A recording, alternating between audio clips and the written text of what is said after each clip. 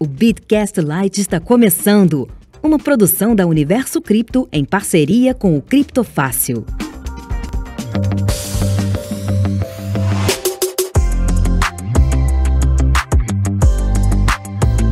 Fala pessoal, estamos aqui com mais uma edição do Bitcast Lite e nós estamos aqui, eu, Gwyn, especialista em segurança digital, já trabalho com criptomoedas há um tempo. Estamos aqui com dois convidados muito ilustres do mercado de criptomoedas brasileiro. Primeiro, o Evandro da Waves Brasil. Fala, Evandro. Opa, tudo bom? E o Diego, streamer, grande streamer, provavelmente futuro streamer de Lightbringer, ex-integrante do Guia do Bitcoin. Fala, Diego. Fala, Gwyn, tudo bom? Evandro, como é que tá as coisas? Tudo certo? E hoje estamos aqui para falar sobre um assunto muito interessante que pode interessar bastante gente de todas as idades do mercado de criptomoedas, mais especificamente do mercado de blockchain. Por quê? Bom, nós estamos aqui para falar sobre o mercado de jogos digitais, mas utilizando criptomoedas, ou utilizando tokens, ou utilizando qualquer tipo de criptoativo, blockchains, né? Ledgers, enfim, qualquer coisa que tenha nesse mercado está sendo adotado agora, recentemente, e tem muita inovação acontecendo, justamente pelo fato de que, em primeiro lugar, a blockchain é uma tecnologia inovadora, né? E em segundo lugar, porque muita gente está se perguntando como é que você faz um jogo que não necessariamente precisa de um servidor, né? Normalmente o que a gente vê por aí são jogos, por exemplo GTA, por exemplo Black Desert, né? Jogos em comum, jogos jogados pela maior parte das pessoas, por exemplo League of Legends, né? Que são basicamente clientes que você faz download na sua máquina e você vai contar com um servidor, com uma estrutura centralizada para distribuir as informações ou para centralizar todas as informações, para fazer qualquer tipo de auditoria, para fazer qualquer tipo de controle de dados, enfim. E agora a gente tem jogos saindo no mercado que tem essa pegada de descentralização, ou seja, não existe uma autoridade central. Um bom exemplo são, por exemplo, CryptoKitties, né? A gente já ouviu falar sobre os gatinhos da rede do Ethereum. Eu gostaria de falar a respeito, um pouquinho mais aprofundadamente, a respeito de jogos digitais, mas orientadas a blockchain. Por favor, nossos queridos convidados têm algo a falar a respeito disso? É interessante, porque inicialmente a blockchain ela foi pensada no algo para finanças, né, dinheiro e tal. Acho que Satoshi, quando pensou na blockchain, no Bitcoin, ele não achou, não sei, talvez ele não tenha pensado no quanto de inovação traria e que a gente poderia estar vendo hoje. Diego, eu acho que ele pensou sim, tanto que nas primeiras valids, se você consultar lá nos históricos, lá nas primeiras valids que ele fez, tinha joguinhos de loto, dice, essas coisas assim. Tem coisas bem interessantes lá do passado, assim. Então ele já pensava que alguém usaria isso para criar jogos. Não sei tipo de jogos, eu acho que jogos de azar, né? Porque você coloca jogo de dado, cassino, poker, né? Essas coisas assim, eu acho que... Assim, a gente vê muitos jogos hoje assim, mas isso já era meio embrionário, lá do Satoshi mesmo. Então ele já tinha ele sabia desse potencial de jogo. Legal, hoje Satoshi realmente foi uma mente além do que a gente consegue aí imaginar. Então, jogos de blockchain, eles são compactos, né? Ele usa servidor da blockchain, então é muito mais fácil um jogo blockchain do que a gente trazer aquela mídia, aqueles jogos gigantescos de vários gigabytes para baixar e demorar horas. O jogo blockchain rapidinho consegue jogar e colocar em prática. Rapidinho, se não for do Bitcoin, né? Porque imagina você rodar um jogo que demora cada bloco 10 minutos, aí fica verdade, lerda. Tem essa parte, tem esse detalhe. Outro detalhe interessante é combate à pirataria. A blockchain ela ajuda a combater isso, né? os caras, os desenvolvedores de jogos, perdem muito dinheiro com os piratão.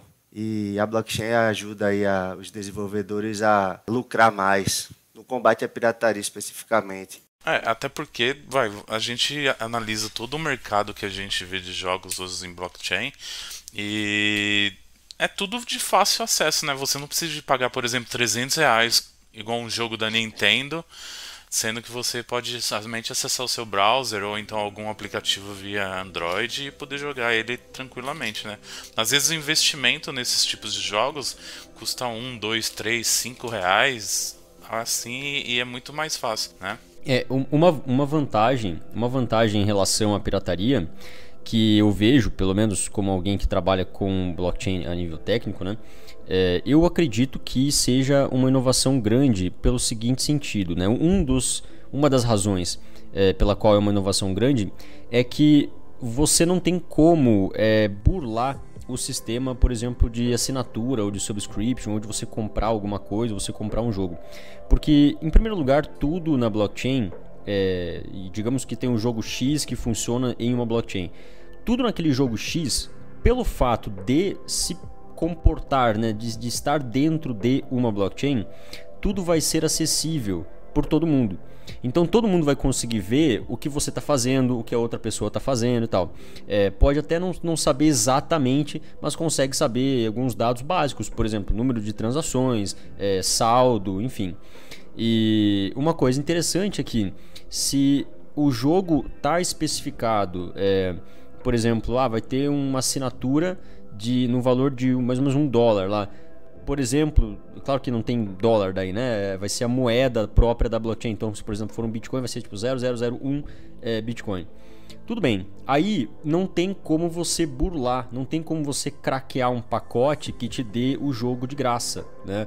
Você precisa necessariamente, de fato, ir lá, pegar aquele dinheiro, né? Aquele 0,0001 e enviar para uma carteira específica para daí você ter acesso ao jogo, porque senão o jogo ele não vai conseguir encontrar aquela transação específica e não vai te dar acesso, certo? E vamos trabalhar na seguinte verdade, né? Não existe como você mudar o histórico da blockchain, certo? Você não pode hackear a blockchain e mudar o passado dela. Então o que acontece é, se a pessoa ela tenta burlar e ela não pagou, né, uma taxa ou fez alguma coisa muito específica anteriormente, né, antes de começar a jogar ou em um certo período de tempo, você tem como ver, você tem como efetivamente ir lá na carteira da pessoa, no endereço da pessoa, e você consegue visualizar absolutamente todas as transações, com todos os campos de OP Return, com todos os dados que estão incluídos ali. Então realmente ela acaba com essa história de pirataria, de uma assinatura, de comprar o jogo e tal, porque não tem como você burlar, né? Verdade.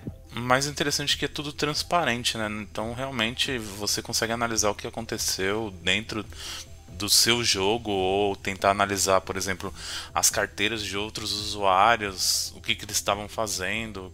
Isso que eu acho que é o mais interessante, assim. E dependendo do tipo de jogo, se segue um contrato inteligente ou não, você tem aquela regra que é imutável, né? Até um primeiro momento. Você não tem alguém que vai ficar fazendo cheat, sendo que está dentro do contrato, e dificilmente fará um cheat dentro do blockchain, por exemplo. Exatamente. A blockchain ela vai ajudar os desenvolvedores, né? Porque apenas o jogador autenticado e autorizados eles vão poder utilizar, e quem vai dar essa garantia? A própria blockchain, que é impossível de ser hackeada. Então, ajuda bastante aí. E outro ponto também em relação a isso, como todas as transações, como tudo que funciona dentro do jogo, né, ele é feito sem servidor, você acaba se tornando servidor, né? É aquela história do Bitcoin, ele te torna um banco, né, o próprio banco. De fato, ele te torna o próprio banco, porque ele dá todas as decisões, todo o poder de decisão sobre aquele teu dinheiro para você e para absolutamente mais ninguém, né? Porque é só o portador da chave privada que consegue fazer qualquer coisa naquela carteira. Então, se a tua conta em um jogo de blockchain tiver relacionado a certa carteira, né? Então a tua conta é uma carteira, é um endereço, só a chave privada, só o portador da chave privada, ou seja, você, jogador, é que vai ter acesso a poder fazer alguma modificação. Então ele meio que te transforma no próprio servidor, né? Ele te dá uma autoridade de servidor. Sim, é verdade. E eu acho que o mais interessante, por exemplo, mais não, também algo mais interessante é a questão, por exemplo, você consegue analisar o quanto de dinheiro está ali naquele jogo ou o quanto está sendo movimentado. A gente consegue analisar quantos usuários tem realmente um jogo.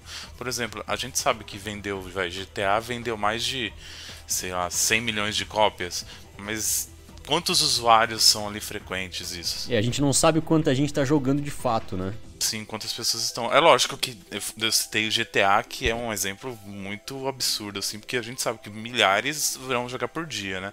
Mas e joguinhos, por exemplo, como o que a gente vai citar, conversar um pouco mais, Lightbringer, a gente sabe que tem 400, 500, isso que é logo no começo assim do jogo, pouco tempo lançado, tem 500 usuários diários ali, que a gente consegue analisar, rastrear, tudo isso. Agora imagina quando esse mercado for para, sei lá, 100 mil, 200 mil pessoas. O volume que vai ter isso, né? O volume de gente jogando não é simplesmente a empresa dizendo, tem 200 mil pessoas jogando. Não, a gente consegue ver de fato, né?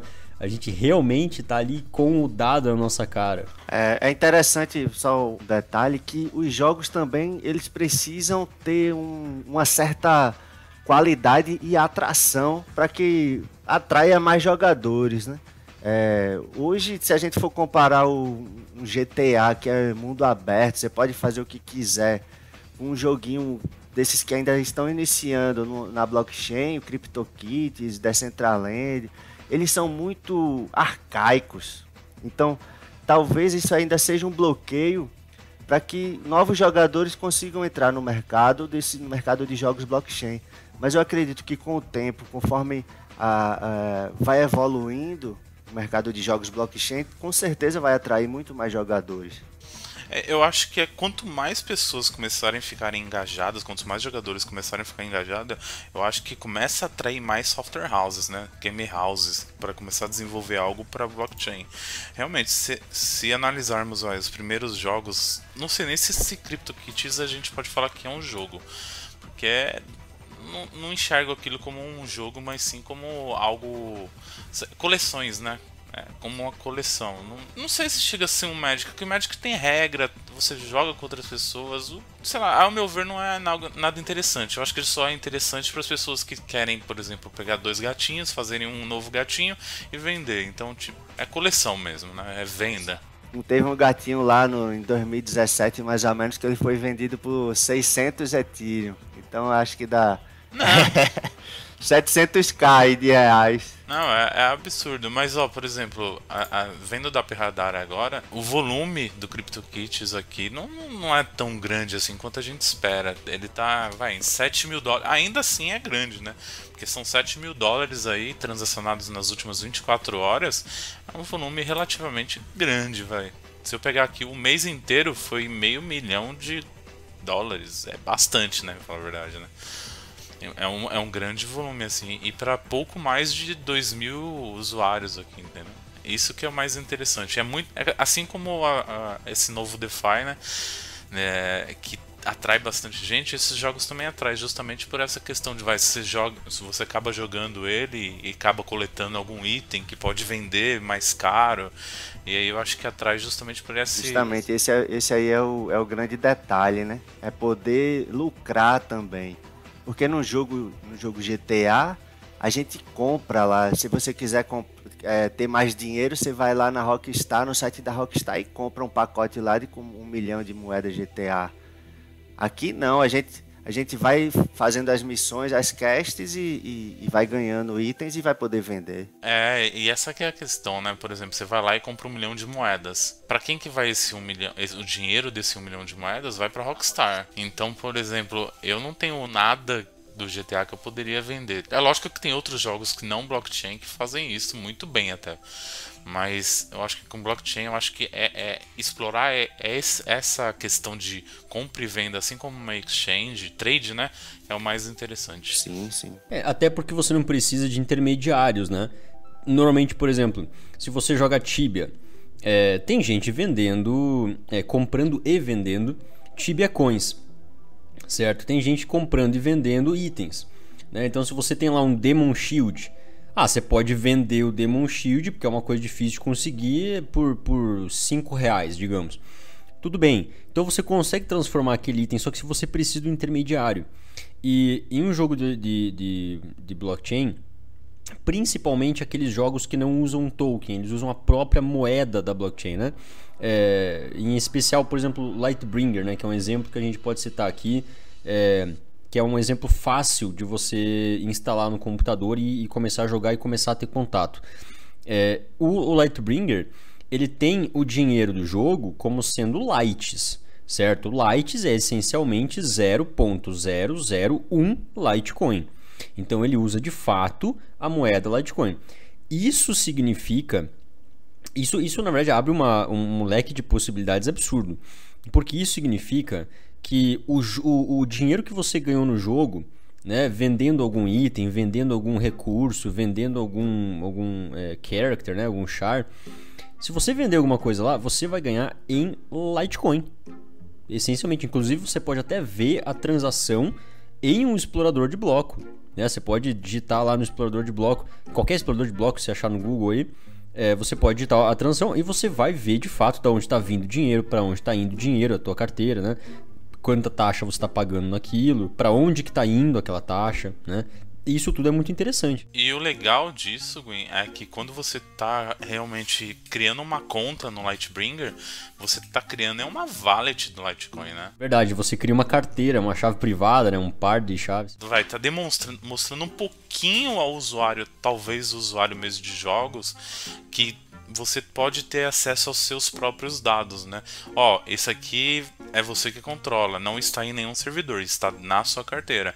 Você tem 5, 10, 15 personagens, tá aqui, tá na sua carteira. O que você quiser fazer com eles, você faça. Se algum dia eu desligar o meu servidor, tá dentro da sua carteira tudo que você precisa. Exato, e uma coisa que eu achei genial, que até a produtora do Lightbringer, acho que usou até como marketing isso aí, que é o seguinte: enquanto houver uma única pessoa interessada em jogar aquele jogo, não tem como o jogo acabar.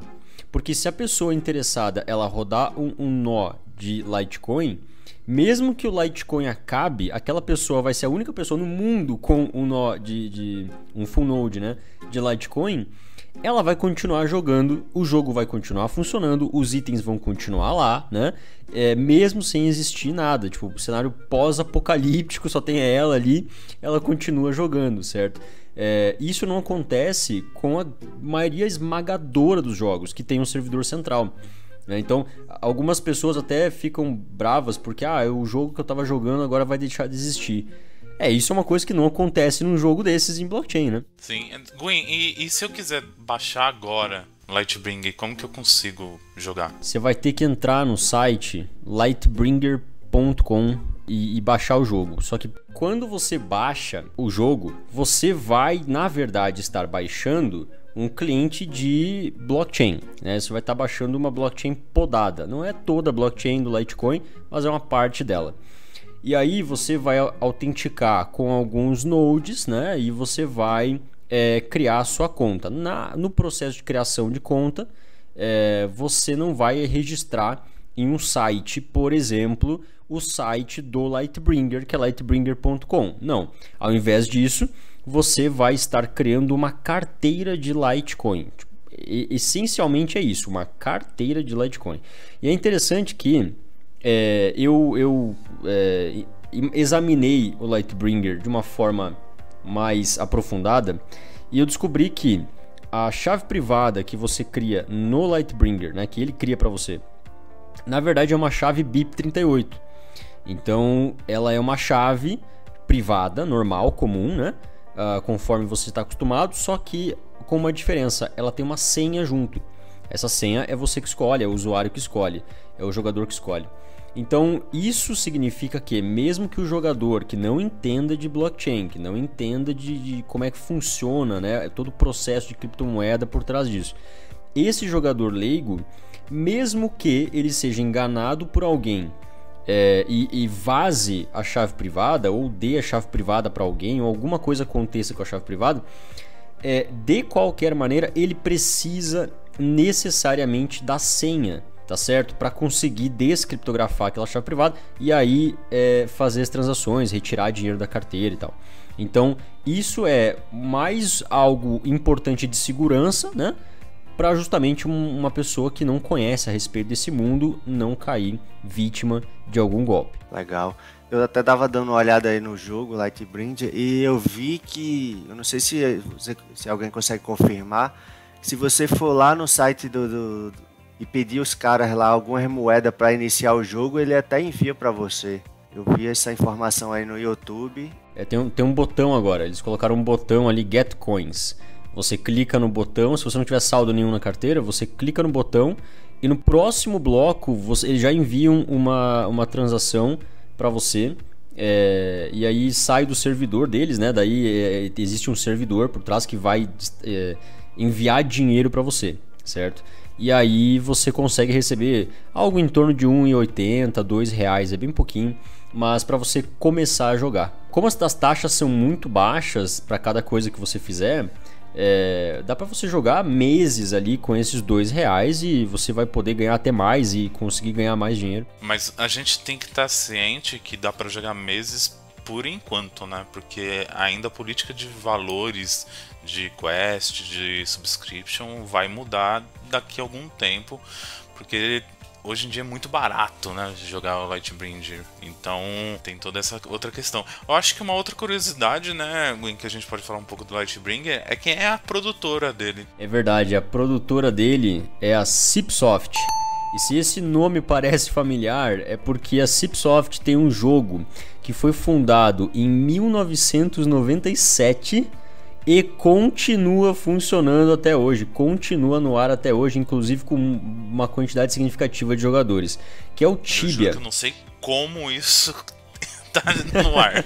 Cara, como é que o Tibia ainda sobrevive, cara, né, eu gastei aí uns 2 anos da minha vida jogando Tibia, véio. Eu acho que é um dos jogos que eu mais gosto, é Tibia. Hoje eu não tenho mais paciência para jogar, mas a forma de se desenvolver esse jogo, o RPG, né? Era o que eu mais gosto. Eu acho que foi uma lavagem cerebral, velho. Foi uma lavagem cerebral. Esse jogo faz uma lavagem cerebral nos jogadores, não é possível, velho. O que me lembra muito dessa época, assim, o Ragnarok que todo mundo jogava, né? Aquele outro que é muito voltado pra criança, Pinguim. Aí eu não sei, eu acho que é lavagem cerebral, velho. É porque também a gente, né, que tem uma certa idade, a gente veio de um RPG que a gente não jogava no computador, a gente jogava no dado, pô. E a gente ia upando, e a gente tinha que fazer as missões. Quando quem gostava desse tipo de jogo, vê o Tibia, pô, é a mesma coisa do cara tá jogando aquilo dali, mas ele vendo o boneco se mexendo, o personagem acumulando dinheiro, tudo aquilo que ele jogava no dado, que ele só imaginava, ele via no computador, e por isso que é esse sucesso. Ganhou vida, né? O jogo do dado ganhou vida.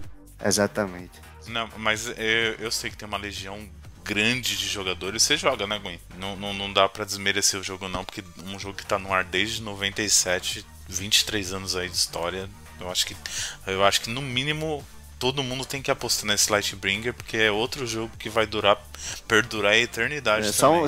Só uma curiosidade no Tibia, pô, ele teve batalhas. Os servidores lá se juntavam um monte de brasileiro e expulsavam o pessoal dos outros países dos servidores. Então, cara, Tibia era loucura. É que agora tem menos jogadores, né? Antigamente tinha muitos jogadores, dava pra fazer umas loucuras assim. Eu nunca entendi os gráficos do Tibia, aquela visão de cima que não é isométrica, que é um Ave Maria. Mas assim, eu não tô desmerecendo, não. É aquele negócio, 1997, velho. Não, sim. Não dá pra exigir muita coisa. Com certeza, quem gosta de jogo ruim, Tibia é uma maravilha. Pô, não, velho. O Tibia é o clássico. Fazer bullying com o Tibia. Não, imagina. Não, Tibia é um clássico, eu que tô zoando aqui. O Tibia é um bom jogo, bom.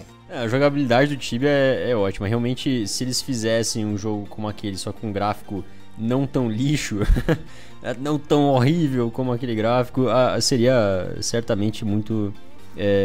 faria sucesso certamente. Eu ouso dizer que Tibia tá aí só por causa do gráfico, velho. Será? Eu acho que sim, né? Eu acho que a comunidade é muito forte porque gosta desse joguinho simples, que qualquer 486 roda, é muito simples assim, então... É porque a gente vê muita gente com um computador mais fraco, né, mais simples, rodando Tibia.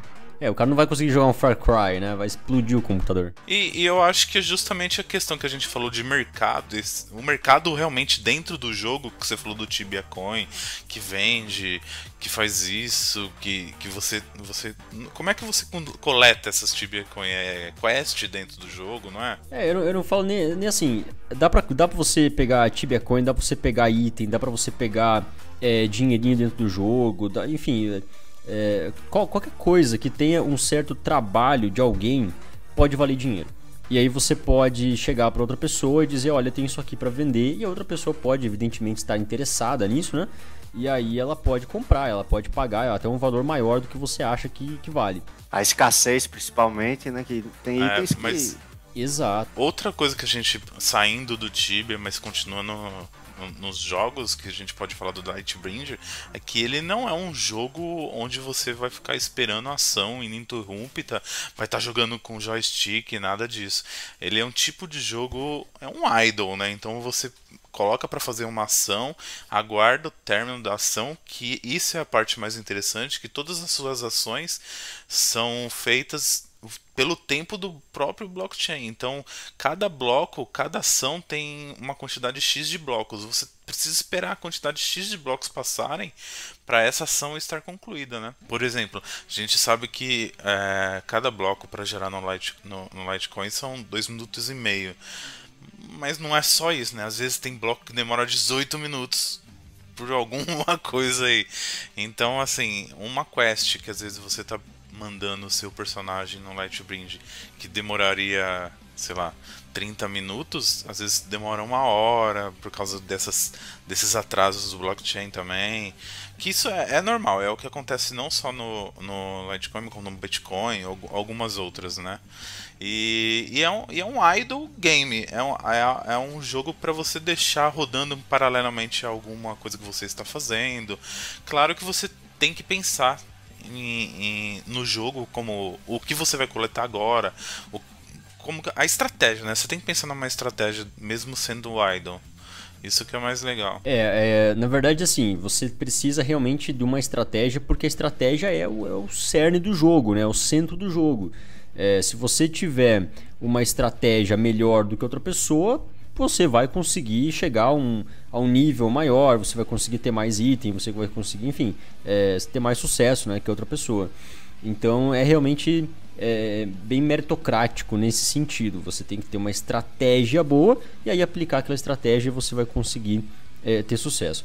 O que você falou achei muito interessante em relação aos blocos irregulares, né? Tem bloco que demora... para demorar 2 minutos e meio, né? Essa é a média. Só voltando um pouco aí sobre... deixar afastado do tema, é que essa parte do jogo Lightbringer ser apenas a ação, você não vê movimentação do jogo, você apenas envia e espera rodar o bloco e tal, você não vê os personagens lutando. Isso também pode ser tido como um contra, né? Porque às vezes o jogador ele quer assistir, ele quer movimentar o boneco dele e ir batalhando, matando o monstro, e no Lightbringer não tem isso. Mas talvez ele seja para um tipo diferente de jogador, né? Sim. É porque tem jogadores que gostam de RPG, tem jogadores que gostam de ação, tem jogadores que gostam de jogos de tiro, tem gente que detesta jogo de tiro, né? O que eu mais estou esperando que a Cipsoft faça, que eu acho que não deve ser tão difícil fazer, é a versão mobile disso. Porque eu acho que jogos idle rima com mobile. Pronto. Eu tenho uns 2 joguinhos. Eu jogo aquele Idle Heroes há mais de 1 ano. E é algo que você faz uma ação, deixa lá, esquece, volta daqui um pouco, só pra você passar um tempinho. Então eu acho que logo Lightbringer talvez a gente encontre pra Android, iOS, alguma coisa assim. Até porque os celulares hoje, celular, tablet, todos os mobiles, eles estão bastante avançados em questão de performance, né? Então você vai ter ali um consumo maior de memória RAM, por exemplo, por conta de todos os blocos, todos os cálculos que tem que fazer, e colocar tudo isso na memória para não precisar ficar pegando do SSD, ficar pegando do HD essas informações. E o celular, muitas vezes ele tem, né, justamente essa memória a mais, essa memória livre que você pode usar justamente para jogar. E aí, quem sabe, até pagar um novo celular, né? Porque o Lightbringer agora, né, com a atual situação, você consegue tirar uma grana muito decente, né? A gente tem visto ali. O celular tá tão avançado aí que a Apple tá vendendo até sem carregador, né? Mas aí é para outro tema. Pra outro tema, é verdade. Realmente, essa da Apple aí... Quebrou. Ninguém entendeu muito, mas vamos lá, né? Vamos é inovação, velho. É inovação dos celulares. Vamos pensar que eles estão realmente preocupados com o meio ambiente, entendeu? Ah, tá. Os blocos regulares, eles acontecem em todo lugar, certo? Toda blockchain vai ter bloco regular. Vai ter bloco que vai fechar em 10 minutos, vai ter bloco que vai fechar em 30 segundos, isso é normal. A média, ela vai ser sempre... E aí é uma questão técnica, aí entra na minha área. Essa questão é simplesmente um cálculo de dificuldade. Ele é calculado a partir de vários blocos, então de vários blocos em vários blocos, a blockchain ela se autorregula, né? Ela faz um cálculo de dificuldade novamente e aí ela consegue aumentar ou diminuir a dificuldade conforme se os blocos forem fechando mais rápido do que deveria fechar ou mais lento do que deveria fechar. E aí você tem uma média sempre de 2,5 minutos, que seria 2 minutos e meio. Muito bem. Só que existe uma aleatoriedade muito grande, né? Tendo em vista que existem muitas pessoas, muitas empresas, né? Mais empresas do que pessoas, minerando Litecoin, ou enfim, qualquer outra moeda, também funciona para outras blockchains. Mas no Litecoin especificamente existe muita gente minerando e a gente não sabe quanto tempo vai demorar para alguém achar um novo bloco, para alguém conseguir fechar um novo bloco. Então pode ser que demore 15 minutos, pode ser que demore 20 minutos e pode ser que os próximos 5 blocos fechem todos em menos de 5 minutos, né? É plenamente possível, é uma aleatoriedade muito grande. Ô Gwyn, só uma dúvida. Jogos Android... Tem diversos tutoriais, até alguém totalmente leigo aí em Java, em sistema operacional Android, consegue criar um joguinho simples.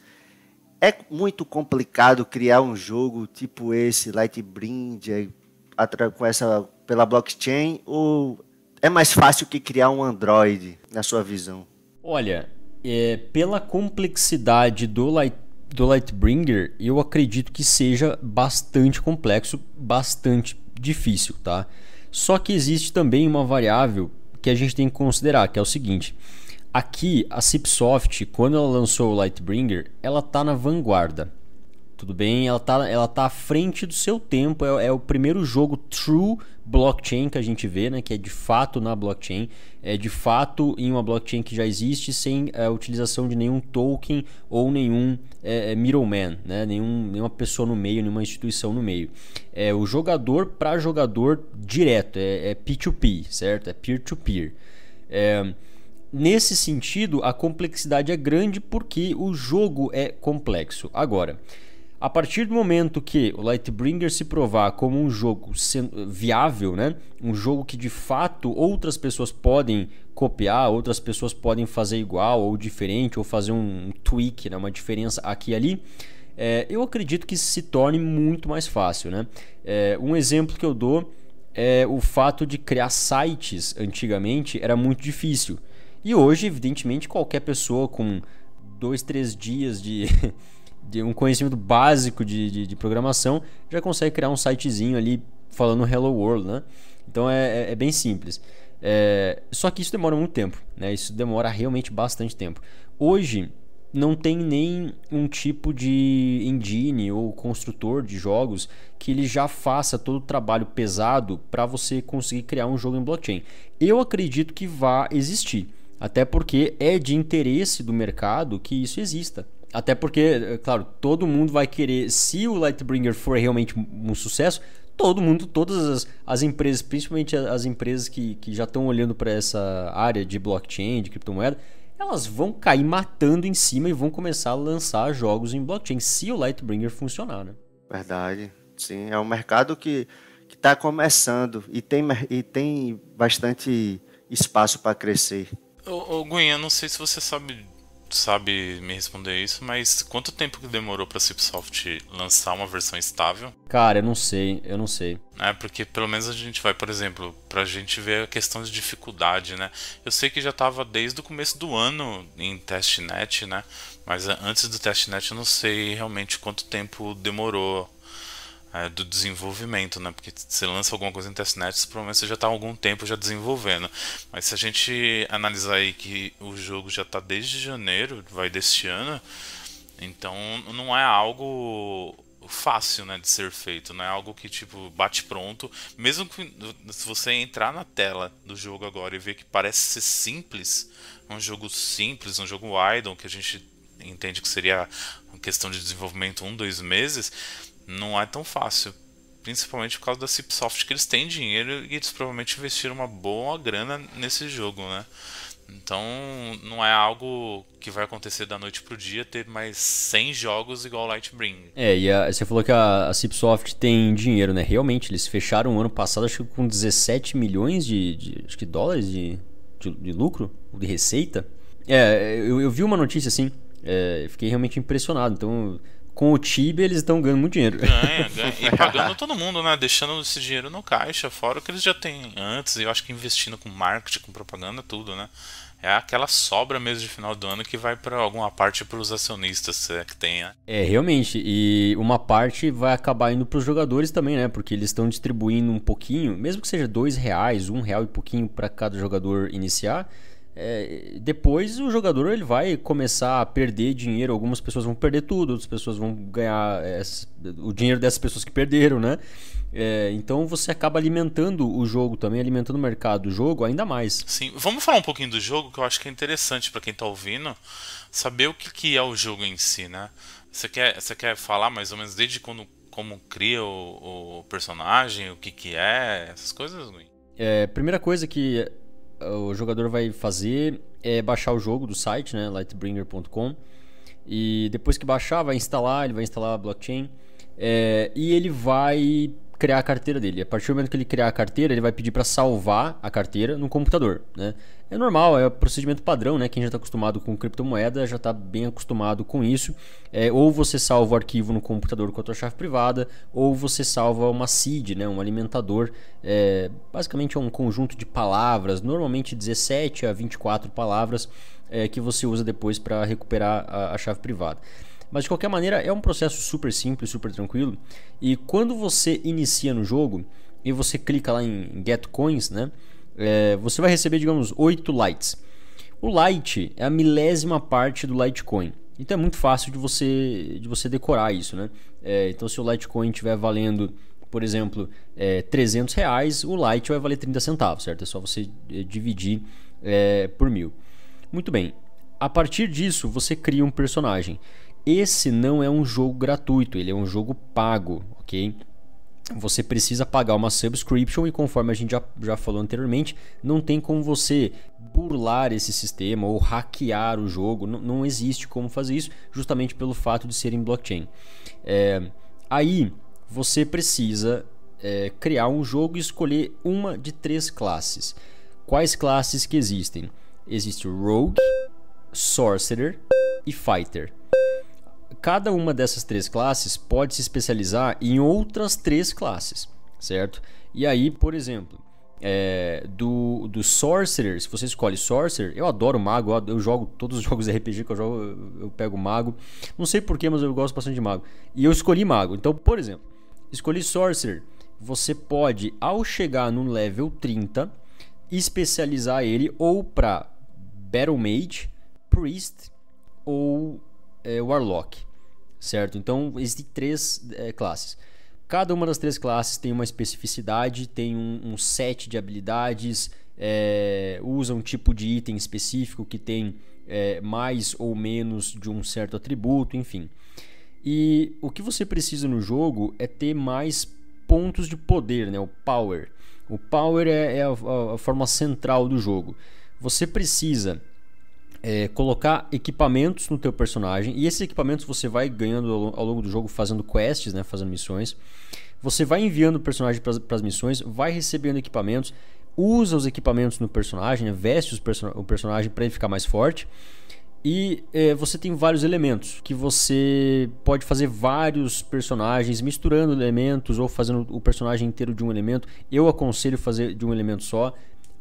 E você consegue enviar para várias quests e não precisa esperar a quest acabar.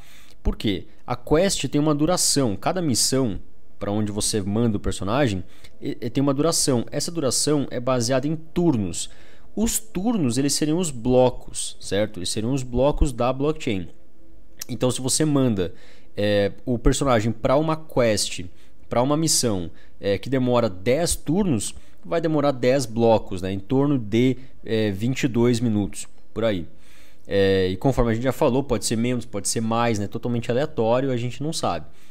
Mas quando o primeiro bloco for executado, né, você conseguir passar do primeiro bloco, você já pode ver que você já recebeu uma certa recompensa. E essas recompensas são aleatórias. Por isso, inclusive, que existem itens que são raros, né? Existem menos de 0,1% de chance de você conseguir eles e eles se tornam mais raros. Logo, eles se tornam, devido à escassez de item, eles se tornam mais valiosos. E aí você pode vender e conseguir um dinheiro. E é interessante que cada quest ou cada ação que você faz no jogo, ele tem que ser salvo, né? Ele tem que ser registrado na blockchain, porque não existe servidor. Então precisa necessariamente ser registrado na blockchain que você fez aquela determinada ação. Para isso, eles utilizam um sistema de transação. Então você precisa fazer uma transação. Conforme você faz as transações, você vai progredindo no jogo.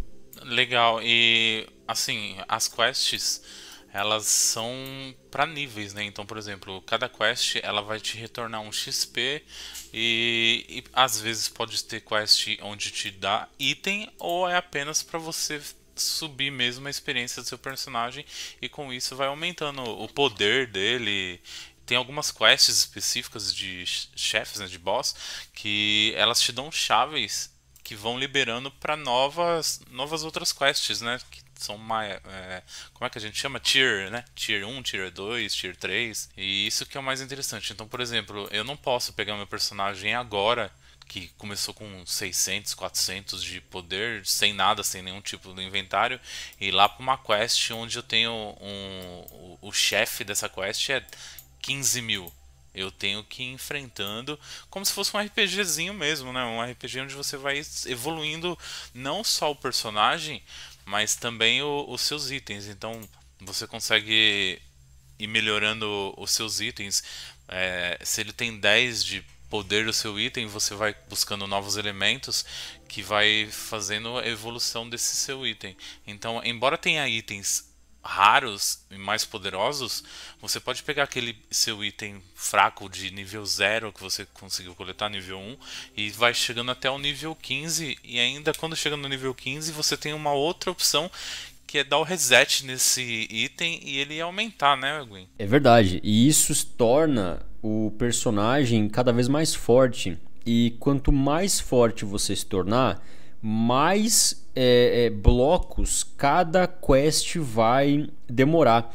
Só que a partir disso, como a recompensa das quests ela vai aumentando e somando a recompensa do bloco anterior, cada bloco te dá mais recompensa, né? Então ou te dá mais item, ou te dá mais pedra, ou te dá mais XP, né? Experiência, enfim. Então cada bloco a mais você ganha muito mais em recompensa, a recompensa que você estiver procurando. Isso é muito interessante porque ele tenta forçar o jogador pequeno a se tornar cada vez mais forte e o jogador mais forte a se tornar continuamente mais forte. Só que os gastos do jogador mais forte ele também aumentam na mesma proporção. Então chega um momento que o jogador mais forte ele vai estar barateando itens para o jogador mais fraco. E vai ficar mais fácil do jogador mais fraco entrar no jogo e conseguir item bom, enfim, pagar menos pelos itens e tal. Mas eu acho que agora você entrou num ponto bem interessante, que é a questão de pagar menos pelos itens. Como assim pagar menos pelos itens? A gente faz as quests e recebe itens. Eu tenho um limite? Como que é? Eu vou coletando um monte de item, e o que eu posso fazer com isso depois?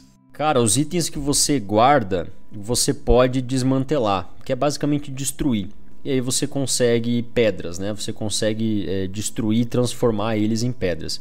As pedras servem justamente para você deixar os teus itens que você está usando mais fortes, né? Você evolui os itens. Mas e os itens raros que você falou? Eu vou desmantelar, vou quebrar eles e receber pedrinha por isso? Ou tem alguma outra forma mais interessante? Você pode pegar os teus itens raros, chamados itens legendary, né? Itens lendários, e você pode quebrar. Não recomendo que você faça isso, ok? Justamente porque eles valem muito dinheiro. Mas você pode, se você for doido, né? Não vou... Sim, claro. Você pode fazer isso. O melhor seria você pegar esses itens lendários e aí decide o que você quer fazer. Ou você usa os itens para conseguir ficar mais forte e aí progredir no jogo. Ou você pega esses itens lendários e por ele ser mais escasso, né, e muito bom e muita gente quer e tal, então ele é bem procurado. Como você tem essa procura grande e a oferta mais limitada, ele vale dinheiro. E lembrando, ele vale Litecoin, certo? Porque se ele vale Light é Litecoin. Ô Gwen, uma dúvida. Esses itens lendários, eles são... apesar de serem difíceis de ser coletados, eles são infinitos ou eles são em quantidades limitadas?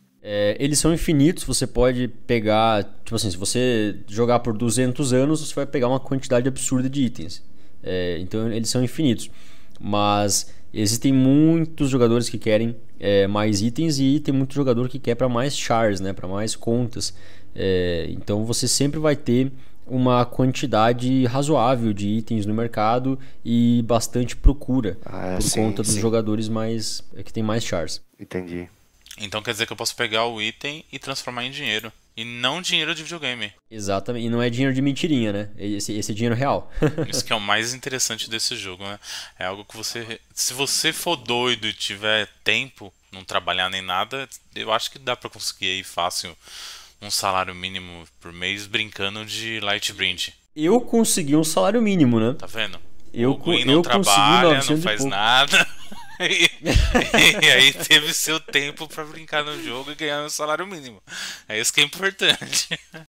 Eu até não tenho muito tempo pra ficar no jogo, mas o legal desse jogo é que se você trabalha nele durante um certo tempo, o teu personagem ele acaba ficando muito mais forte e cada quest, cada missão, ele acaba demorando não 10 minutos ou meia hora ou 40 minutos. Ele acaba demorando 8 horas, 10 horas, 2 dias, certo? Eu tenho, por exemplo, ali um personagem que está fazendo uma quest que demora 2 dias e 17 horas. Certo? Então, é assim, eu logo na conta, eu faço tudo que tem que fazer e vou dormir, tá certo? Eu não preciso ficar necessariamente ali. No começo é meio chato, porque como você é nível baixo, como você não tem muito equipamento, como você é mais fraco, você não consegue aguentar muito tempo, no máximo ali uns 10 minutos, 15 minutos, até você fechar a quest, né? Então realmente é complicado porque você precisa ficar em cima, a cada 20 minutos você fica ali mandando na quest, mandando, e você fica enviando toda hora, né? Então você quase não dorme, você fica louco no começo do jogo.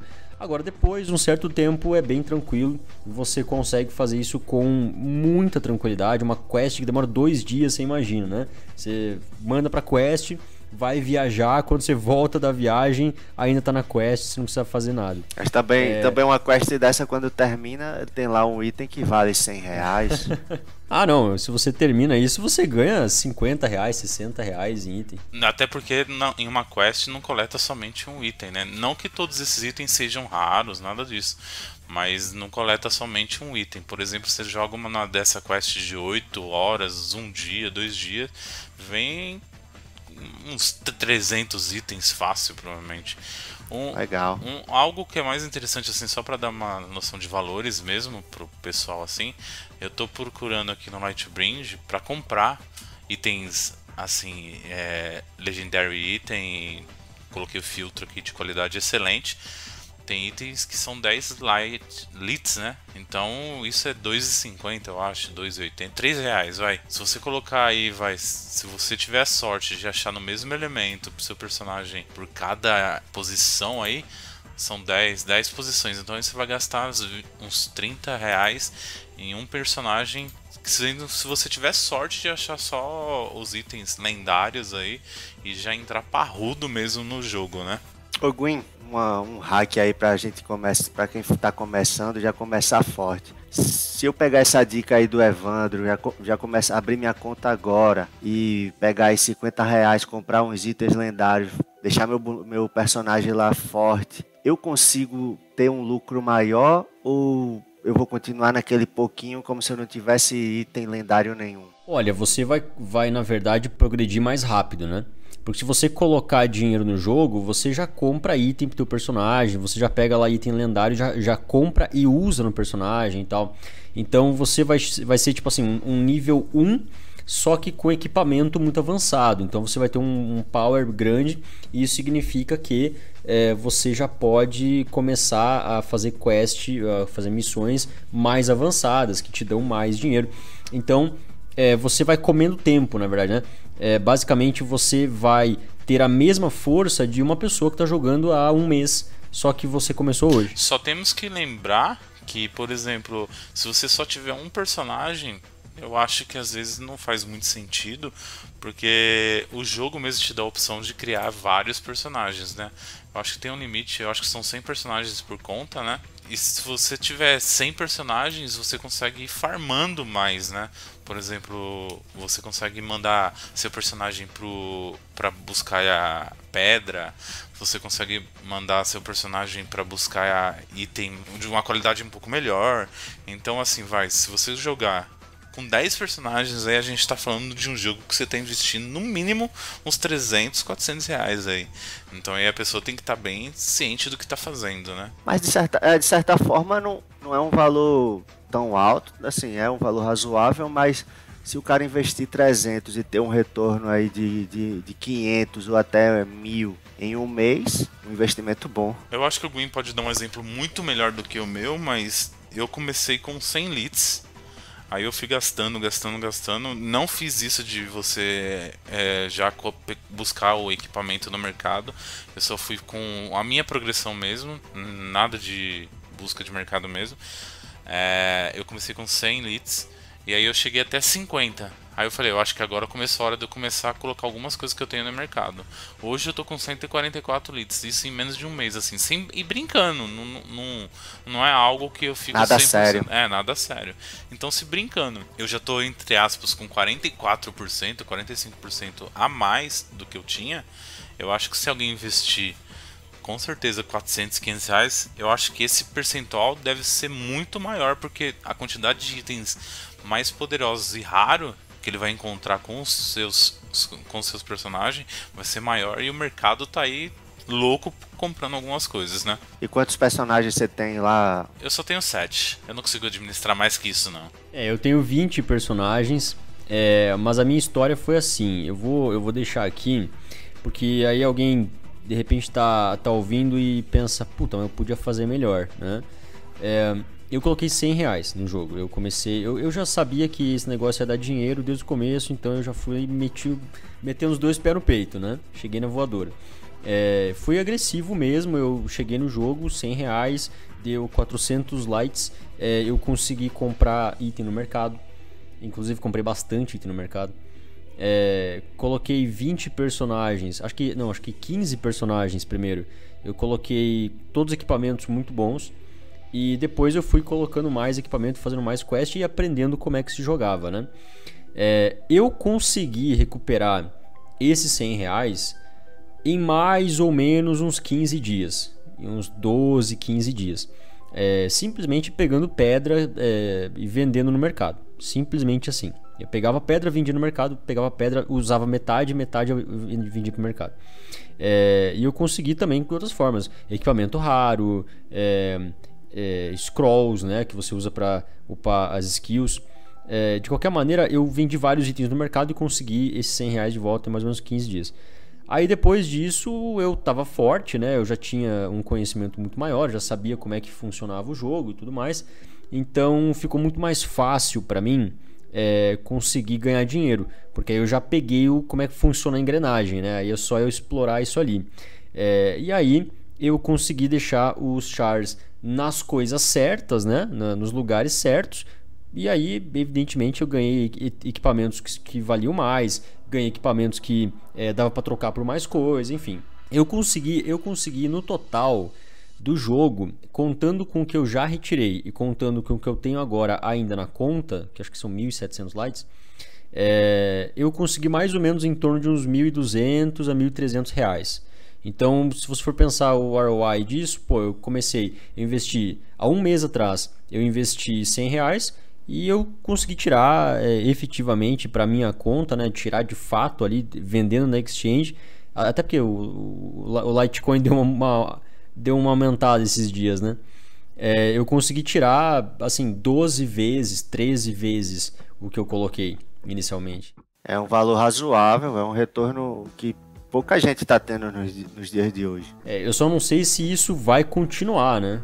Eu acho que pelos próximos 2 meses continua. Eu acho, minha opinião. Eu acho que talvez depois, a gente sabe que é um software novo, não tem uma campanha de marketing agressiva na CipSoft. Eu acho que ela talvez nem anunciou muito no mercado, no próprio Tibia. Eu acho que nem todos os jogadores lá realmente conhecem o jogo ainda, né?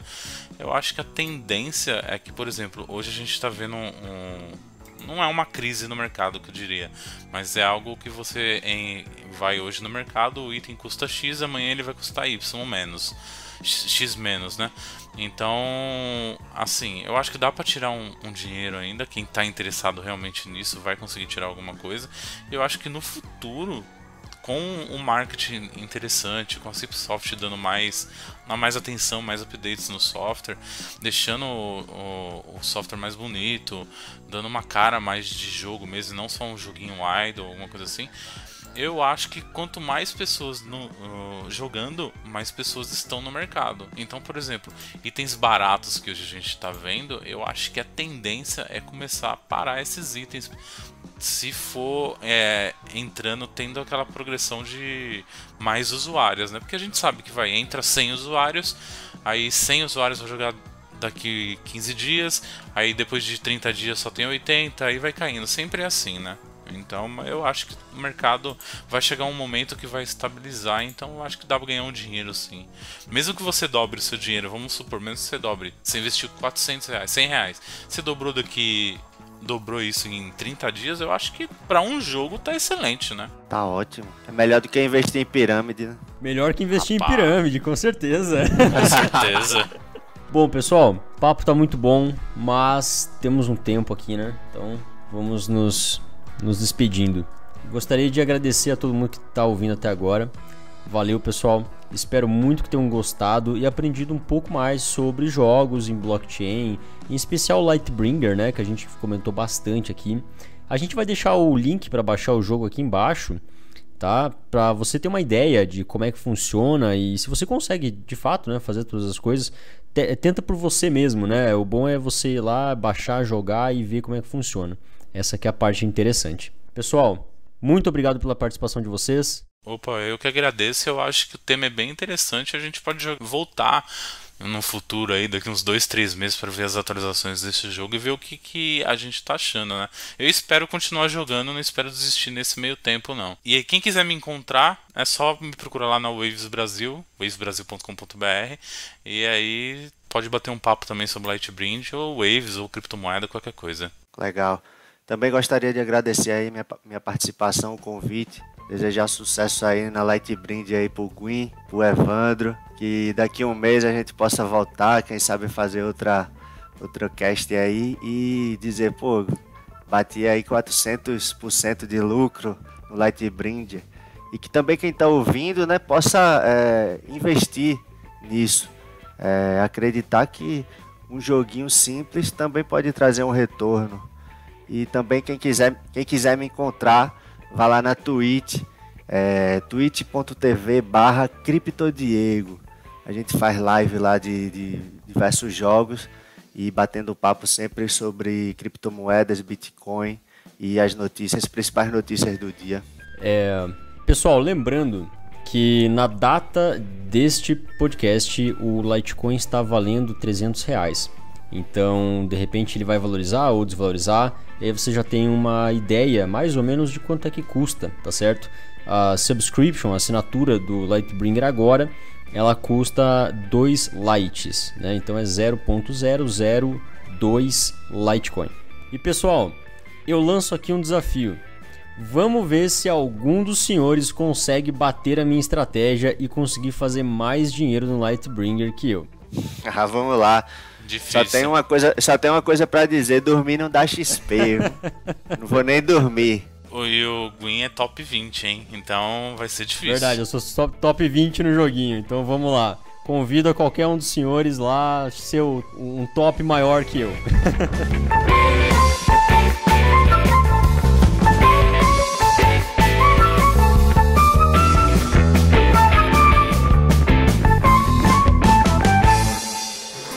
Este episódio foi uma produção da UniversoCripto.net em parceria com CryptoFácil.com.